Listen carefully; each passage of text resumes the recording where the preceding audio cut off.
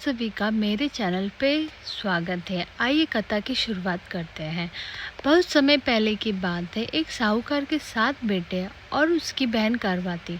साहूकार के बेटे अपनी बहन से बहुत प्यार करते थे। साहूकारनी के साथ उनकी बहुओं और बेटी ने चौथ का व्रत रखा था। चौथ के व्रत में चांद को देखकर ही व्रत खोलते हैं। रात को जब साहूकार के बेटे भोजन करने लगे तो अपनी बहन से भोजन करने के लिए कहा। इस पर बहन ने बताया कि आज उसका व्रत है और वह खाना चंद्रमा को अर्घ देकर ही खोल सकती है और कुछ खा सकती है।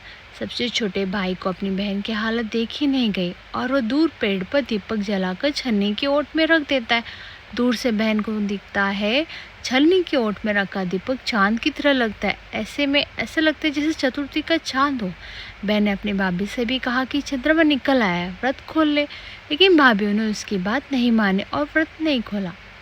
बहन को अपने भाई की चतुराई समझ नहीं आया। उसे देखकर करवा अर्घ देकर खाने का निवाला खा लिया। जैसे ही वह पहला टुकड़ा मुंह में डालती है उसे छींक आ जाती है। दूसरा टुकड़ा डालती है तो उसमें बाल निकल आता है और तीसरा टुकड़ा मुंह में डालती है तभी उसके पति की मृत्यु का समाचार उसे मिलता है। वह बेहद दुखी हो जाती है। उसकी भाभी सच्चाई बताती है उसके साथ ऐसा क्यों हुआ। व्रत गलत तरीके से टूटने के कारण माता उससे नाराज़ हो गई है। इस पर वह निश्चय करती है कि वह अपने पति का अंतिम संस्कार नहीं करेगी। वह अपने सतीत्व से पूर्ण जीवन दिलाकर रहेगी। शोकातुर होने पर वह अपने पति के शव को लेकर 1 वर्ष तक बैठी रही और उसके ऊपर उगने वाली घास को इकट्ठा करती रही।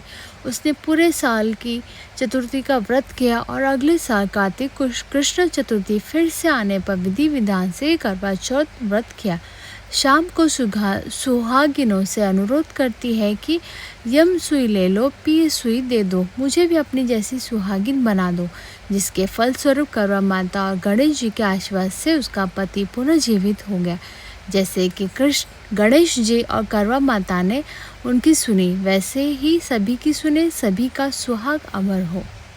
निष्ठा और संयम से किया गया करवा चौथ व्रत स्त्री को अखंड सौभाग्य, पति की लंबी आयु और दाम्पत्य सुख प्रदान करता है।